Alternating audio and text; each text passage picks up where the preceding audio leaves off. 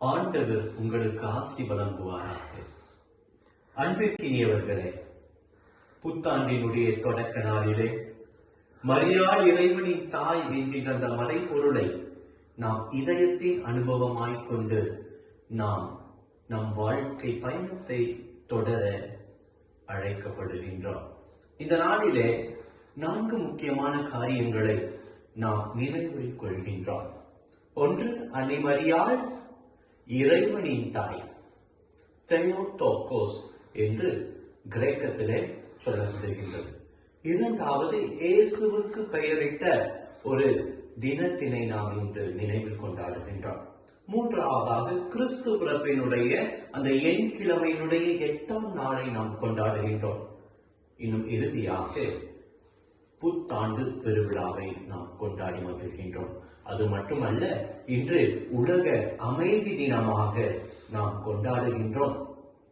இன்னும் சிறப்பாக யூபிலி ஆண்டினை நிறைவு செய்யக்கூடிய அந்த வாரத்தில் நாம் இருக்கின்றோம். இப்படி எத்தனையோ எதிர்பார்ப்புகள், ஏக்கங்கள், ஏமாற்றங்கள், இவற்றின் மத்தியிலே வாழ்க்கையிலே ஒரு விடியல் வராதா என்ற ஒரு புதிய ஒரு எதிர்பார்ப்போடு, ஒரு எதிர்நோக்கினுடைய திருப்பயணியாக நாம் இந்த 2026ஆம் ஆண்டினை நாம் தொடங்குகின்றோம். ஒரு புதிய ஆண்டு. இந்த ஆண்டிலே நமக்கு முதல் வாசகத்துல எண்ணிக்கை நூல் அதிகாரம் 6 இறை வார்த்தைகள் 22 27 வரை நாம் ஆசிரியரின் வார்த்தைகளை நாம் கேட்கின்றோம். எல்லோரும் சாபக்கேடான வார்த்தைகளை பேசிக் கொண்டிருக்க,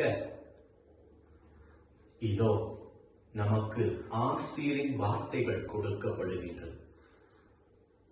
இஸ்ராயேல் மக்கள் விடுதலையை அடைந்த பிறகு எகிப்திய அந்த அடிமை தலையிலிருந்து ஒரு கூட்டமைப்பாக அவர்கள் ஒன்றிணைந்த பொழுது அவர்கள் பாலைவனத்திலே பயணிக்கின்றார்கள்.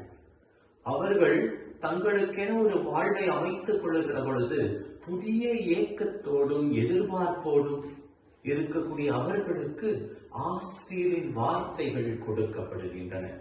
அவர்களுக்கு ஒரு சட்டம் கொடுக்கப்படுகிறது. அவர்களுக்கு புதிய ஒரு வாழ்க்கை நெறி கொடுக்கப்படுகிறது. அப்படி கொடுக்கப்படுகின்ற போது ஆசீரும் அவர்களுக்கு கொடுக்கப்படுகின்றது. விவிலியத்தில ஆசீர் மிக மிக முக்கியமானது. எபிரேயத்திலே நாம் பார்க்கிற போது ஆசி என்கின்ற ஒரு சொல் இருக்கிறது. அந்த ஆசி என்கின்ற அந்த சொல் மிக மிக முக்கியமானது. தொடக்கத்துல நாம பெற்றோரின் வழியாக பெற்றுக்கொண்ட அந்த சாபத்தை மரியாள் வழியாக இந்த மனுகுலம், இந்த மானுடம் ஆசியாக பெறுகின்றது. ஆசிரியின் ஊற்றாகி இறைமகன் மனு உருவான கடவுள் மரியாளின் வழியாக நமக்கு மீட்பராக கொடுக்கப்படுகின்றார். எவ்விதத்திலே நான் சொன்னது போல ஆசி என்று ஒளிவுடைய அந்த சொல் இருக்கிறது. அதற்கு அர்த்தம் செல்வம் என்று பொருள். இன்று இறைவன் தனது ஆசிரை நமது வாழ்வினுடைய செல்வமாக கொண்டு வாழ நம்மை அழைக்கின்றார். நமக்கு எது செல்வமாக இருக்கின்றது? நாம் சேர்த்து வைக்கக்கூடிய காரியங்கள், பொன், பொருள், பேங்க் அக்கவுண்ட், இவைகளெல்லாம் நாம் தீர்மானிக்கக்கூடிய செல்வங்களா, அல்லது இறைவன் தருகின்ற அந்த ஆசி? இன்றைய முதல் வாசகத்திலே எண்ணிக்கை நூலிலே நாம் கேட்டது போல அந்த ஆசிரை நாம் இதயத்தின் செல்வமாக, ஆன்மாவின் செல்வமாக, நம்ம கிறிஸ்தவ வாழ்வினுடைய செல்வமாக கொண்டு வாழ நாம் தயாராக இருக்கின்றோமா? விவிலியத்துல லூக்கா நற்செய்தி அதிகாரம் 1 இறை வார்த்தை 28 நாம் பார்க்கிறோம். அருள்மிக பெற்ற மரியாவாக. அதே அதிகாரத்துல அதிகாரம் 1:42 பெண்களுள் பேறு பெற்றவராக மரியாள் வாழ்த்தப்படுகிறார். வார்த்தை மனு உருவான அந்த இம்மானுவேலினுடைய தாய் கடவுளின் தாயாக இருக்கிறார். அப்படி கடவுளின் தாயாக இருக்கக்கூடியவர் நமக்கும் தாயாக இன்று தரப்படுகிறார். இந்த புதிய ஆண்டில இறைவன் தரக்கூடிய இந்த ஆசியாய் வாழ மரியாள் நம்மை அழைக்கின்றார். எனவே நாம் கருத்தில் கொள்ள வேண்டியது புதிதாய் வாழ்வதுதான் ஆசி. ஆம் அன்பார்ந்தவர்களே, உரோமையருக்கு எழுதிய அந்த திருமடலில் அதிகாரம் 6 இறை சொற்றொடர் 4 புனித பவுலடியார் கூறுகிறார், புது வாழ்வு பெற்றவர்களாய் வாழ இறைவன் நம்மை அழைக்கின்றார் என்று. இந்த சொற்றொடர் புதிய கிறிஸ்தவ நெறியை குறிக்கின்றது. புது வாழ்வு என்ற சொல் பழைய ஏற்பாட்டிலும் யூத இலக்கியத்திலும் ஒருவர் எப்படி ஆசீர்வாதமாக வாழுகிறார் என்பதை குறிக்கக்கூடிய ஒரு சொல்லாக இருக்கின்றது. எபிரேய மொழியிலே ஹலாக் என்ற அந்த சொல் நடத்தல் என்று பொருள்படும். இறை ஆசிரியின்படி நாம் புதிதாய் வாழ்ந்து நல்ல முறையிலே நடப்பதை குறிக்கக்கூடிய ஒரு சொல்லாக இருக்கின்றது. ஆக நாம் எப்படி புதிதாய் வாழ்வது?